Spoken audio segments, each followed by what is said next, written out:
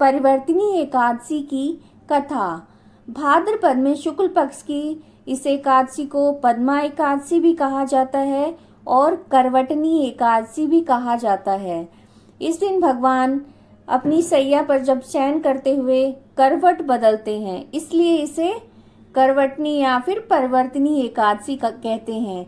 आइए अब इसकी कथा हम विस्तार से सुनते हैं। त्रेता युग में प्रहलाद का पौत्र राजा बलि राज करता था। वह ब्राह्मणों की बहुत सेवा करता था और भगवान विष्णु जी का परम भक्त था। इंद्र आदि देवताओं का शत्रु था और अपने भुज बल से, अपनी भुजाओं के बल से देवताओं पर विजय प्राप्त करके उन्हें स्वर्ग से निकाल दिया। देवताओं को जब दुखी देखकर भगवान ने वामन अंगुल शरीर धारण किया और बलि के द्वार पर आकर कहा, मुझे 3 पग पृथ्वी का दान चाहिए। राजा बलि ने कहा, मैं 3 लोक आपको दे सकता हूँ, आप विराट रूप धारण करके नाप लीजिए।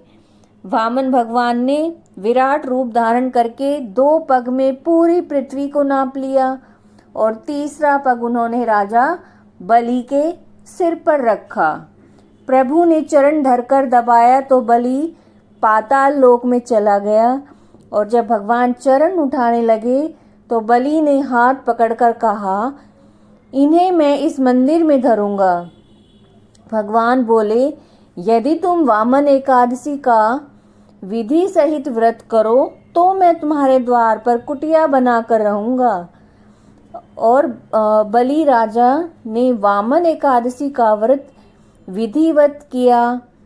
पूरी विधि विधान के साथ उन्होंने किया और तब से भगवान की एक प्रतिमा द्वारपाल बनकर पाताल में और एक क्षीर सागर में निवास करने लगी।